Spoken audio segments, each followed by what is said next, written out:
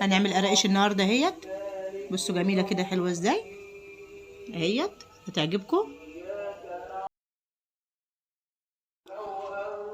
معانا حله على النار، حطينا كوبايه زبده، كوبايه سمنه كده على النار هنسيحها، ومعانا كوبايه زيت كده حطيناها هنسيبها. معانا السمسم كده هنشوحه على النار شويه كده.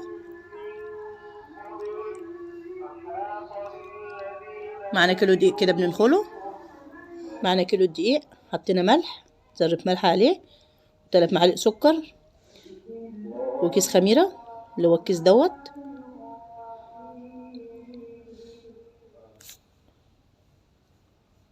معانا السمسم كده اللي احنا شوحناه على النار كده، 3 معالق سمسم.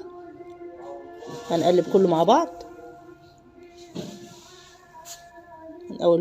هنقلب المكونات كلها مع بعض كده بكفة. معنا السمنة هي اتقدحت على النار. بص، نزلنا السمنة من على النار كده اتقدحت على طول، حطيناها على الدقيق، ما بنسيبهاش كده ثانية. نفضل بقى نقلب فيها كده عشان سخنة مولعة طبعا، ما تلسعناش، ما تبرد شوية. نفضل نقلب فيها كده. لازم بقى كده ندخل ايدينا كده ونعمل نبسها كده. نفضل نبس فيها كده لغاية ما تبقى زي الرمل. هنبس فيها كده 10 دقايق كده لغاية ما تبقى زي الرمل كده ونرجع لكم. بسينا فيها 10 دقايق اهوت. بصوا كده بقت زي الرمل كده اهيت. العجينة متندية معانا، بصوا جميلة ازاي.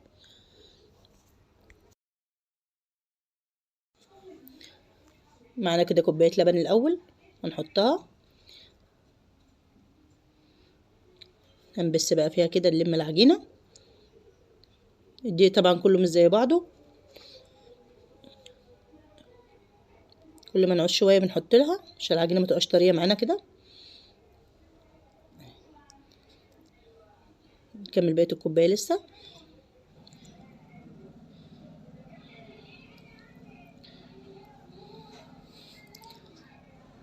حطينا نص كمان كده، حطينا كوباية ونص لبن. اللبن طبعا عادي، درجة حرارة المطبخ كده، ما ولا ساقع ولا سخن.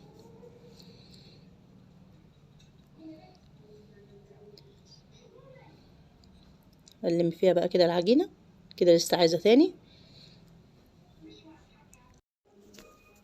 العجينة كده عايزة سوائل تاني، حطينا لها نص كوباية مية تاني، يبقى كده حطينا كوباية ونص لبن ونص كوباية مية، مية عادية برضو.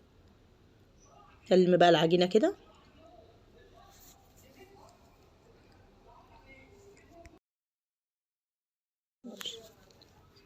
كده احنا لمينا العجينة كده، هنسيبها 10 دقايق بقى كده ترتاح. العجوة لقيناها ناشفة شوية، حطيتها في الفرن بتاع البوتاجاز شوية وحطيت لها معلقة سمنة. نعجنها بقى مع بعض كده. هنفردها كده في كيس، نفردها كده على كيس، نحط كيس تاني عليها، نفردها بقى كده عشان العجينة نظبطها كده.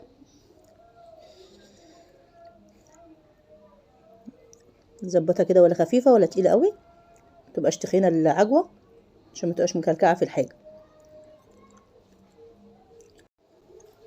كده هنظبط كده الأطراف بتاعة العجوة عشان تبقى مظبوطة معانا. ما نحط العجينة عليها كده تبقى مظبوطة.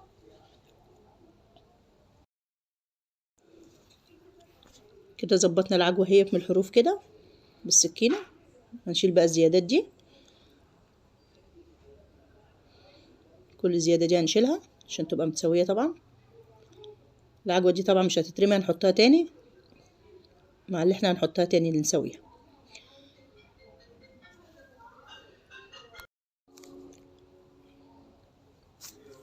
هنظبط بقى العجينة كده ونسويها.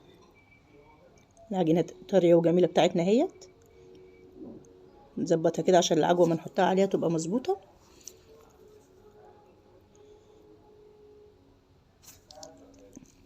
لازم نفردها كده تبقى برضو العجينة ولا تخينة ولا هي خفيفة، سمكها يبقى حلو كده. نحط العجوة كده، هنجيب العجوة بقى نحطها عليها، نظبطها كده. ايوه كده.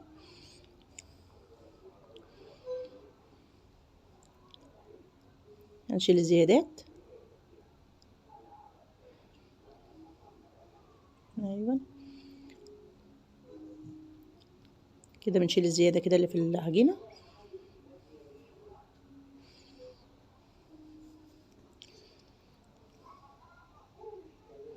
بالراحة كده هنتني بقى العجينة كده ونظبطها عشان العجوة كده ما تبانش منها.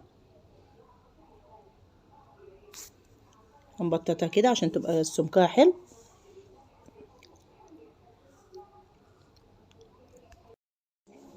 كده ظبطنا العجينة بتاعتنا اهي. هنبططها بقى تاني كده عشان نسويها. السمك طبعا بتاعها يبقى حلو.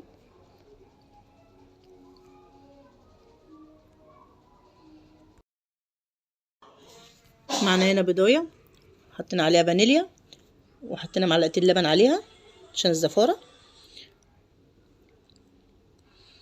قلبناها كده. ايوه هندهن كده العجينه من فوق.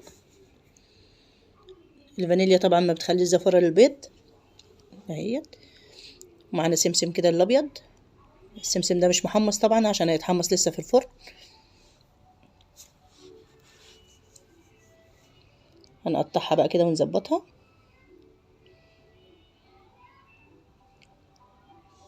تبقى كلها سوا بعض، سوا واحد كده.